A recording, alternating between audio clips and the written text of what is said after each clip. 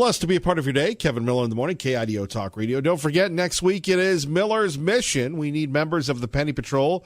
You can join our friend Trina. Trina's Cleaning in Nampa. So many other folks who are donating their dollars, cents, and pennies to make a difference for the Boise Rescue Mission.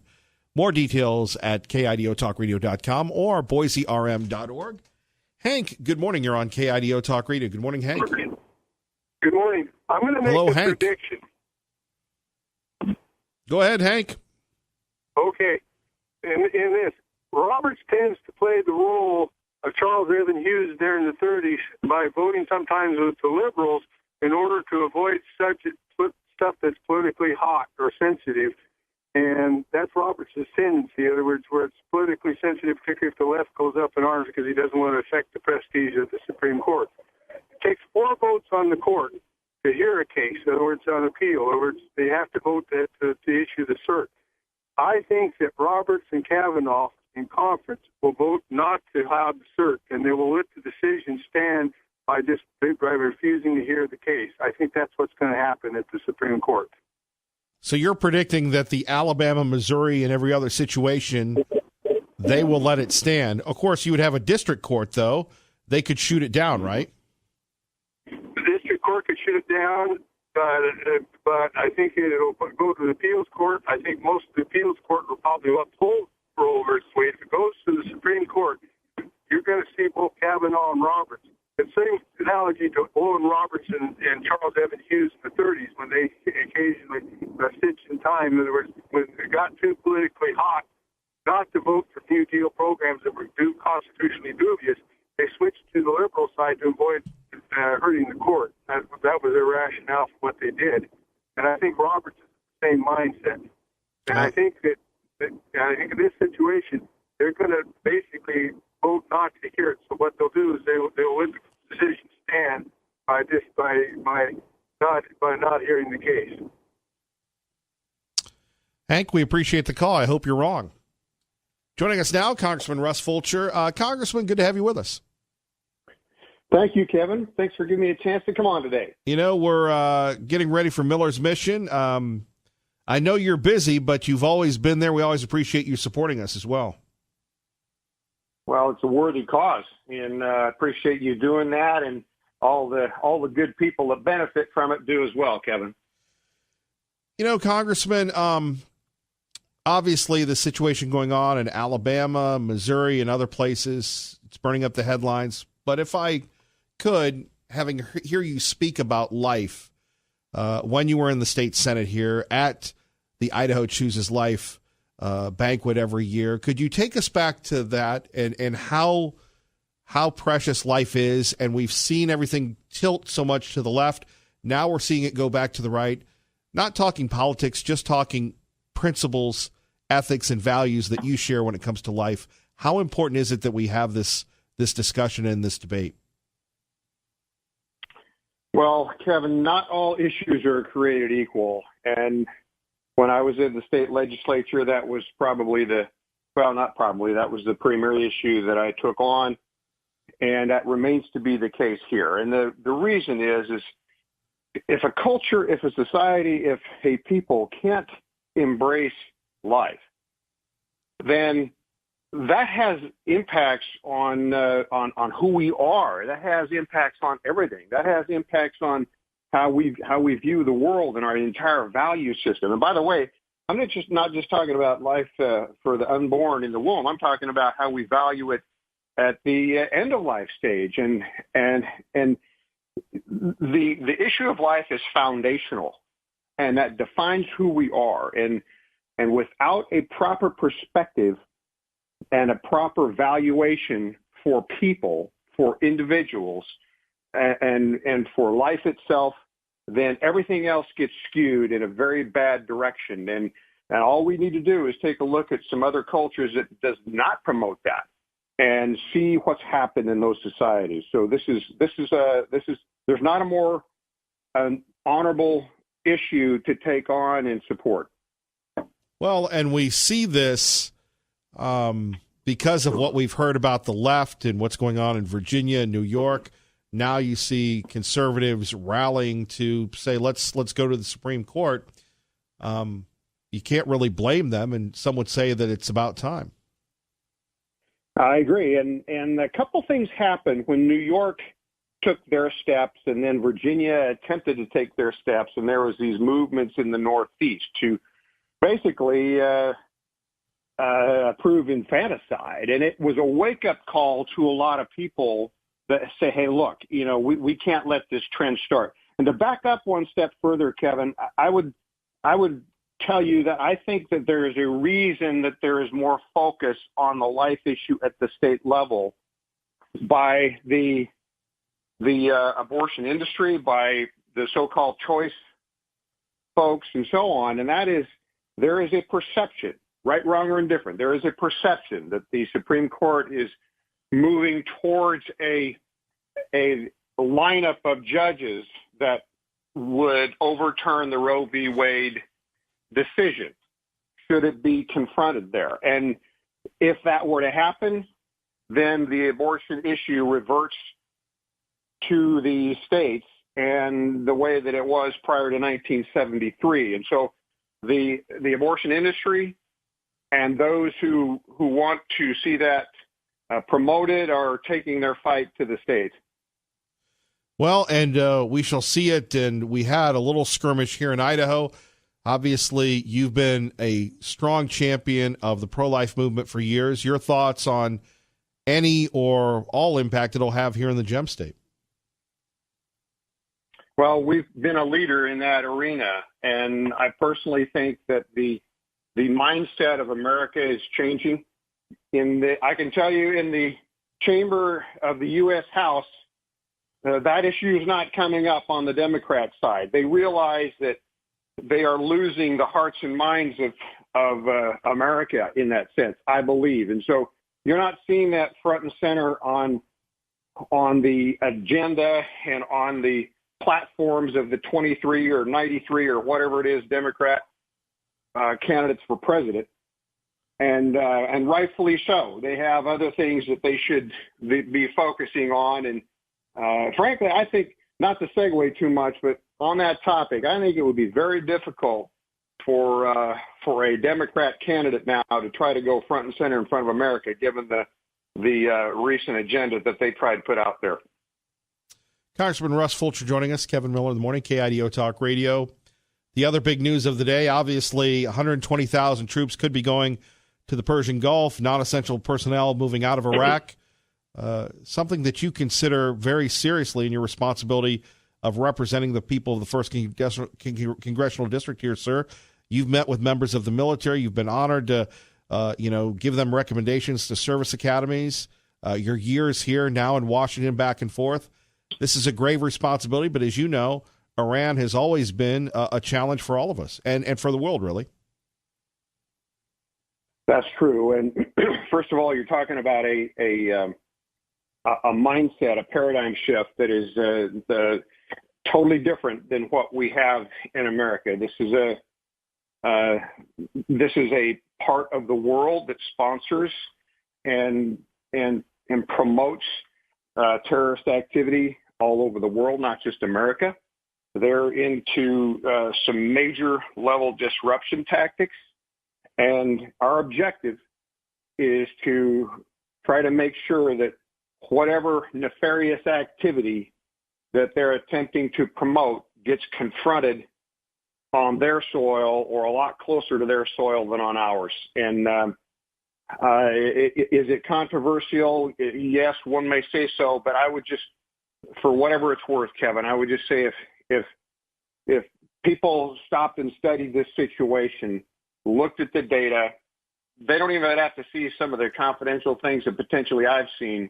Just look at the data, look at history, look where the sponsored terrorism comes from, and that will explain everything you need to know as to why we're sending resources there and trying to prevent them from having a lethal nuclear-type weapon, why we're trying to confront them on their soil, because we don't want that happening here. We take it for granted so much of the time, the safety we have. For the most part, we don't worry about, bad things happening in Boise, Idaho, or most places in America, with big, large-scale terrorist activity. There's a reason for that, and that's because we're actively trying to prevent it ahead of time.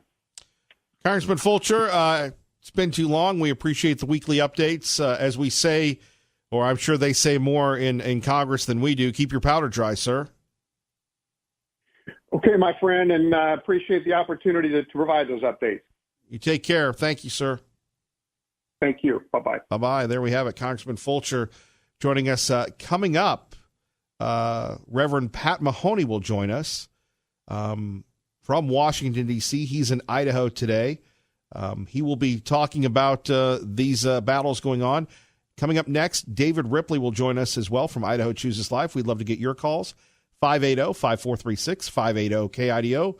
This situation involving the last battle between the left and the right, between people that want abortion on demand, people that want abortion after birth, and people that want to save the life. Now, the question is there a compromise? That's where you come in. 580-KIDO. You're listening to Kevin Miller, KIDO Talk Radio. Kevin Miller in the morning, KIDO Talk Radio. When it comes to the life issue, our friend David Ripley, Idaho Chooses Life, well, he knows what's going on. Good morning, sir. How are you, Kevin? Good to have you with us here. Your thoughts on... always fun to talk to you. Well, your thoughts on Alabama, Missouri, and these other states, and the heartbeat legislation going on, passing in Georgia. I believe Utah either debated it or did it as well. You would know more than I. Your thoughts?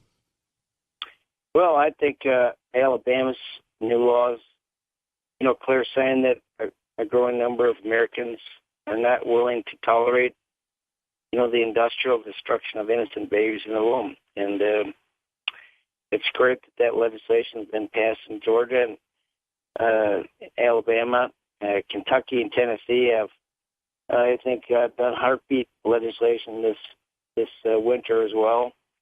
And I think that's going to present, some real momentum for the courts, the federal courts, to revisit how they're dealing with abortion. You think the life movement, after taking the beatings for so many years, has had enough, whether it's these East Coast governors, Planned Parenthood in their videos, or just the left demonizing them? These states have said enough is enough, and these consequences are pretty big. Well, and the fact is, I do think that we are winning the argument, and in general, I think we're winning the culture to the notion that the left's vision of an unmitigated right to destroy life, even to the point of supporting infanticide and celebrating it, which we saw in Virginia and New York this January, I guess. I think that really has been kind of a wake-up call to people, and I just think that there is a growing sense of outrage in the country over this regime, and I think an awakening to the price we're paying for tolerating that kind of regime and the treatment of life. I mean, we're destroying our own future, and no society can survive under those terms. And I think perhaps the release of the Unplanned movie, which has had an extraordinary run, really, given all the attempts to keep people from going to see it and hiding it and all that. I mean, fact is, it's had a tremendous exposure, and I saw the film with my wife, and it is a very, very powerful indictment of Planned Parenthood. It's a powerful indictment of how they treat women, and the fact is, it's a very dark view into the destruction of an innocent life. In fact, there's 2 or 3 different abortions portrayed in that film, and it was devastating to have to watch it, to tell you the truth. So what does this mean for our state? Well, I've been asked about this. There's been questions posed as to whether we could or should pass, a heartbeat bill in the state of Idaho, or something even more restrictive. And I think possibly we should be talking about doing that, although I don't know that it's necessary, because, in fact, Alabama just passed such legislation. And you have, I think, perhaps 5 or 6 states this year that have passed heartbeat bills. They're going to be litigated in federal courts. There's no question about the fact that the fight's on in the courts over those bills. The opportunity is going to be presented, I think, to the Supreme Court to review those pieces of legislation. So I'm not sure what advantage there would be for Idaho to do the same thing. I view this as the kind of fight that we have to use all kinds of different strategies and every means available to us to attack this beast until we can slay it. And we're not the state of Alabama. We're in a different. First of all, the people of Idaho are not Alabamans. The politics of this state is different than in Alabama. But most importantly, we're in the Ninth Circuit. And, our approach to these things has been to push the envelope as far as we can in terms of being practical about laws that can and do have immediate effect on saving lives. I'm not interested in going to court with Planned Parenthood and spending a boatload of money and giving them another $250,000. Several years ago, we passed legislation in Idaho that banned abortions once a baby was capable of feeling pain, which is, depending upon the medical research you look at, somewhere between 16 and 20 weeks. And it was a very important bill for the legislature to consider.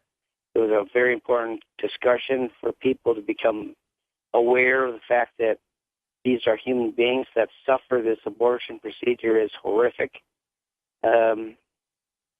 That law theoretically stops all abortions after 20 weeks at least, and yet it was enjoined by the Ninth Circuit, and we ended up paying tens of thousands of dollars to Planned Parenthood in legal fees, and that is part of the equation that we have to pay attention to. By the way, let me just jump in. Our great friend David Ripley joining us, Idaho Chooses Life, IdahoChoosesLife.org. So we're pretty much held hostage by the liberal, despicable Ninth Circuit. It is a big problem. There's no doubt about it. And, we have to be wise as serpents and gentle as doves in terms of how we do this. And other states have different opportunities, and I'm totally thrilled by what Alabama just did. And the passage of those heartbeat bills in other states, I think, is awesome. But we just had a victory in Idaho in the Ninth Circuit. It's one of the only times, like one of 2 times that I can remember where we've defeated Planned Parenthood in court. They just surrendered on their lawsuit against our reporting bill, which requires every doctor, every hospital, emergency room to report to the state of Idaho when they treat a woman for a complication arising from an abortion. A woman shows up and she's hemorrhaging from a botched abortion. That doctor, that emergency room, that hospital has to fill out a report to the state. And we just won that. That law is now in effect. And I think that has every possibility of overturning Roe. It can lead to the overturning of Roe. Because in the short term, we're going to be able to use that information to expose the lies of Planned Parenthood. They've been telling women and legislators and congressmen for decades that abortion is safe. It's no more of a problem than getting a pimple removed. And we all know that's a lie. And now we're going to be in a position of proving it. And we're going to be able to talk to women who are pregnant, considering abortion, with this new data that we're going to begin building over the next several years. We're going to be able to demonstrate to them the harm that and the risks they're taking in choosing abortion. And beyond that, I think that's going to provide us with the data we need. We no longer are going to rely on Planned Parenthood to tell us about abortion. We're going to be able to go into court and prove to the courts that abortion is a bad deal for women. It's not just destructive of that life in the womb. It is a danger to women. And we have to find a better, more humane and decent way to deal with unplanned pregnancy. For more information, go see our friend David Ripley at Idaho Chooses Life. We'll continue to monitor the situation, and a great point about, when people talk about our state, our situation, you've dealt with the Ninth Circuit for years, and our old friend Judge Windmill, and we don't need to be setting a precedent here that they can use to derail the movement. Thank you, David Ripley. Well, bless you, and thanks for thinking of us. No. You take care, Kevin. God bless. Take care. Okay, bye. Bye-bye. Your call's next. First, traffic weather together. KIDO Talk Radio, 107.5 FM, 580 AM. Good morning, Dave. All right, coming up, Bryce in Middleton, Liberty Linda, and the Reverend Patrick Mahoney. First, John Decker joins us once again, and good to have John from the White House, Fox News Radio's White House correspondent, exclusively here in the Treasure Valley on KIDO Talk Radio, 107.5 FM, 580 AM. John, good morning. Good morning to you, Kevin. Hope you're doing well today. You know something? The key card still works, and, that's really the expectations that I have. That's great to hear. I hope you're having a good day today. And what is the weather like this time of year in Boise? It's been the highs in the 70s and even the 80s today. Nice. A little wet, but we'll take that. Next week, about in the 50s or 60s. And you in the heartland there? Well, here today we had a little bit of rain this morning, but I think it's going to clear out, which will allow us to have this Rose Garden event this afternoon. And if indeed it clears out, I think we're going to get about weather in the 70s, which will be a nice thing. And the president during that Rose Garden event is going to be unveiling his new immigration proposal. And it's a proposal that I was briefed on yesterday by two senior White House officials, two people that if you saw them, Kevin, you'd know who they are. But because it was on background, I can't tell you exactly who they are. But this particular proposal would move the U.S. toward a more merit-based system, and it would also boost border security. So there is a significant amount of funding that would be requested for building that border wall with Mexico, number one, and also for hiring more immigration judges to deal with the asylum claims of people that want to enter our country. The plan would not change the overall number of immigrants allowed in the U.S. legally every year, which is about 1 million, and that may upset some conservatives, but the proposal would attempt to change the composition of immigration. And although the White House is hoping for support from congressional Democrats, I don't think they're going to get it because the plan does not address an issue that is near and dear to them, and that's the issue of DACA recipients. For many Democrats, the fact that it's not included in this proposal makes this proposal a non-starter. And, John, we're going to let you we're going to do an abbreviated version with you on that one. We appreciate it, brother, and hopefully we'll talk to you tomorrow. I appreciate it. Thanks a lot, Kevin. Have a great day, and talk to you real soon. Thank you, sir. Bye-bye. There we have it, John Decker. Let's get to Bryce in Middleton. Bryce, thanks for your patience. You're on KIDO Talk Radio. Hey, Kevin. I was really wondering why there's a great conservative state like Idaho is always fall way behind on things like the heartbeat bill. I mean, that's something we should have passed years ago. Well, I don't know if you heard what David Ripley said. Chances are the heartbeat bill wouldn't last much longer with the ninth. Right, yes, sir. Yeah, we're in the Ninth Circuit. I understand that. And there's nothing Idaho can do about changing the Ninth Circuit either. I think the president's working on that one. I hope so. Well, that's the mistake a lot of people make, and I've been a part of that as well when we, criticize folks. And I'm talking about myself. And not every state is, has that. I think it's the 6th or the 11th that Alabama would be under, or Missouri. They're much more conservative than the illustrious Ninth Circuit here. Yeah, we're stuck with that West Coast crap. Well, we are kind of in the West Coast, but yes. Yeah. Yeah, well, it just seems like Idaho's always behind on passing good conservative bills. Well, you know something, as long as we're together, Bryce, maybe we can work to change that. That's what I'm hoping we can do. Thanks for taking my call, Kevin. Thanks for your patience, Bryce. We appreciate you. God bless.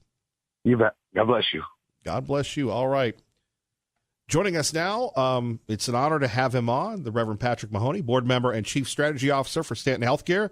He's based in D.C., but he comes to Idaho many times to check in with the folks here. Reverend Mahoney, thank you for joining us. It's an honor having you on. Oh, it's a blessing. And as a matter of fact, I'm in Idaho right now.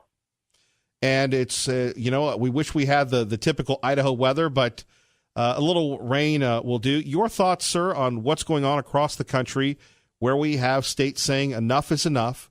We are going to stand for children. We are going to stand for the unborn, and we're going to do the right thing, and we don't care what the crazy, wacky, zany libs do. Well, first of all, thank you for having me on the program. And let's take Alabama. The law is very close to my heart on a lot of levels. And Brandy, who is the head of Stanton Healthcare, and that the people who helped craft this legislation, we worked with them. And I think what you're starting to see happen right now is individual states saying, we've had enough of this tragic loss of 63 million lives, women being wounded by abortion, and we're taking it upon ourselves to enact laws, to put legislation in place to protect America's greatest natural resource, our children. What is interesting about this case, and everyone's going, why is the Alabama law generating so much media interest nationally and internationally, is that, Kevin, they crafted it specifically to go to the Supreme Court. And outside of the philosophical reasons that all life matters, whether it's conceived through the horrible tragedy of rape, that life still has value and dignity and purpose, this law was specifically tailored to go to the Supreme Court because they think if you had exceptions in your legislation, you immediately undermine your argument that it's a person, that it has equal rights as someone else. You immediately set up a caste system or a class system and undermine your own argument about the humanity of the child. So this law was specifically designed for that. I do want to tell the listeners out there, because there's been so much hysteria, written in the law that women would not be punished, and then all this sense that it's anti-woman, that it's sexist. Remember, it was signed into law just yesterday by one of the female governors in the state of America. So we are now seeing this kind of, in terms of the life issue, it's the Charles Dickens tale of two cities. It's the best of times and the worst of times. We're seeing New York State, we're seeing Vermont implement laws which allow abortion for the full 9 months of pregnancy, even infanticide. And then you're seeing heartbeat bills in states like Kentucky, Ohio, and then this happening in Alabama. And I think, Kevin, the big thing that is going on in our movement and is helping us is science. People of faith, I'm a Presbyterian minister, are always mocked and demeaned and made fun of because we are not scientific, because we're irrational, we're emotional, we're this and that. And what's happening now is Roe v. Wade is now being put under the glare of science. Back 46 years ago, when I was involved in the movement, it was kind of a leap of faith. Like the window to the womb was fetology, embryology. These were really nascent scientific disciplines no one really knew, and now we know. And I'll stop my talking at this point. Justice Blackmun said this. He was the principal writer of Roe v. Wade. He said, if you could prove that it was a person, then we wouldn't be having this argument. In other words, there would be no Roe v. Wade. If Roe v. Wade were argued on May 16, 2019, it never would have become law because there is no argument about the humanity. So these new bills are weaving science into it, technology. They're building on what Blackmun said in Roe and said, this is a person, this is a child. We are answering that question that was asked 46 years ago. And you can have a Justice Kavanaugh or Justice Gorsuch say they're not tampering with precedents because the court has never decided this issue. The Supreme Court has never dealt with the issue of the humanity of the child, and Alabama sets this up perfectly. The Reverend Patrick Mahoney joining us, Kevin Miller in the morning, KIDO Talk Radio. So you and Brandy Swindell and the folks at Stanton Others have worked with the folks in Alabama. So, again, there's a method to this. They're putting the cards on the table and saying, okay, Gorsuch, okay, Kavanaugh, okay, Roberts, show us what you got. Well, for sure. This is, look, I want to be clear. Our motivation for this law was based in loving your neighbor, humanitarian, human rights, and justice for the children. But there's also a strategic component. And the strategic component was having a clean bill go to the United States Supreme Court. And I would say this, for me, the swing vote in the court, and I've alleged this for years, wasn't Kennedy, it's Roberts. I look at Roberts now as really the swing vote. And so it'll be fascinating. I do want to share with the listeners, there are a number of ways to go after Roe, and chipping at it is a great way. So there are bills making their way up to the Supreme Court now. One of them is out of Indiana involving banning abortions if the child is found to have special needs, Down syndrome. We kind of close the gap in. But I think what the good citizens of Alabama said, we're tired of this incremental approach. We now want to move forward. We think the time is right. Abortions are at their lowest, surgical abortion at 40 years. Support for abortion is at its weakest in 46 years. There's a Supreme Court and a president right now in the White House who favors protecting innocent children.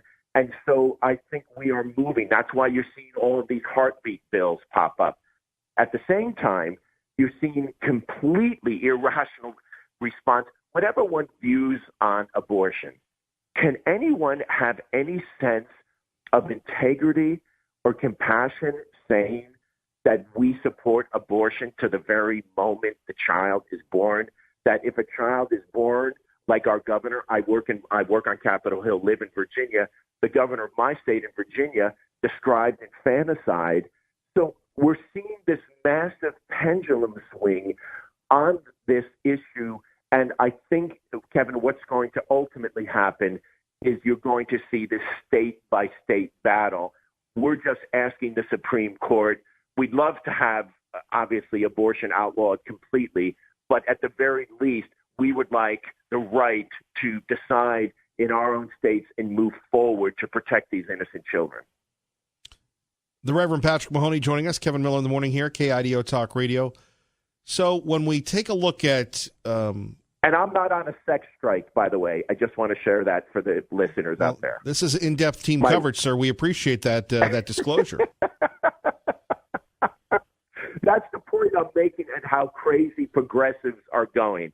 Alyssa Milano saying a sex strike. People, they're becoming unhinged. And in their unhinged views and rhetoric, they're absolutely helping our cause.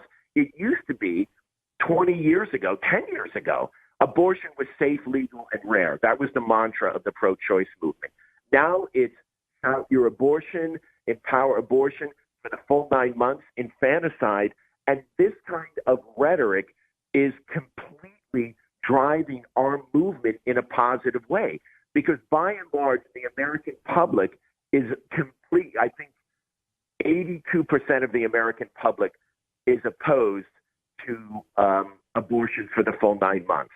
And now you have virtually all of the 22 Democrat candidates supporting that position, you have people like Melissa Milano spouting these incredibly radical extremist views. We are now in a very good move. And for the state of Idaho, it's fascinating. Would they be willing to consider a heartbeat type of bill or legislation like this? That's a very interesting question. Well, Reverend Mahoney, we appreciate you. We've got about 60 seconds left.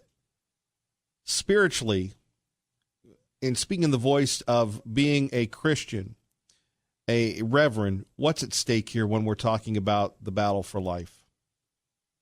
The Bible says to love our neighbor as ourselves.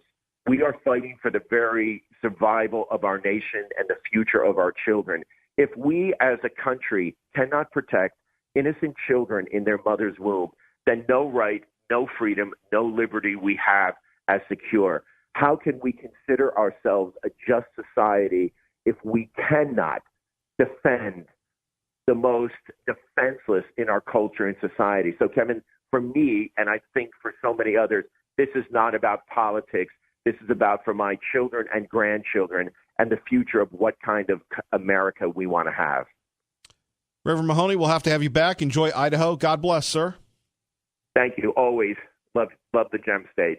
Well, we love you. Your thoughts next. Kevin Miller, KIDO Talk Radio. All right, we've got more phone calls here. Quickly to Terry in Cuna, then Liberty Linda. Good morning, Terry. Good morning, Kevin. Real quick, here's the number one cause of abortion is God is not part of the equation at all. And for anybody that's listening, if they say they believe in God, all you have to do is read his book, and he is totally against it. He doesn't justify it at any time. And he claims, and I believe this, that he is the creator of all life, no matter how it happens. And for us to murder a child in the womb or any time, where does it stop? My mother's 95 years old. She's in assisted living. She really can't do anything much by herself except eat and talk. She has to have help for everything else. So because of that, and she's not, quote, contributing to society, should we put her to death? I mean, where do you draw the line? And if you're going to allow a baby to be born and take care of it, get it set off to the side and get it all nice and comfortable, and then decide, okay, now we're going to kill this child. The Constitution says no one shall be deprived of life without due process. Hello, Supreme Court. And they're failing to, recognize these points. And until we do, and I'm glad that those states have done what they've done, I wish they'd do it here in Idaho. So what are you saying? I'm saying that we should have an anti-abortion law. I'm saying that there's no room for it at all. And anybody that, like I said, claims to believe in God, that sums it up right there. What does he say about it? And it's his creation, and who are we to say, oh, well, that baby's not wanted, or I can't afford him right now, or it's got Down syndrome. So that's still a human being. You don't kill him. You're right. It's time to follow God instead of trying to play God. Terry, God bless. Thank you. God bless you. Traffic and weather together, KIDO Talk Radio. Good morning, Dave. And back to the phone calls. We go to Liberty Linda. Good morning. Good morning, Kevin. Regarding the heartbeat bill, what most people don't know is the little spirit that goes into a baby that was conceived through rape or incest can be reassigned since it was conceived against a woman's rights and by force. At least that's the knowledge I have. Now, I know this bill that put through had to have that in it because it was all under the Constitution and the line in our Constitution. So it had to have that also in there, is what I understand. So I don't know if you understand that as well. Well, thank you, Liberty Linda. God bless you. Have a great day. Thank you. You as well.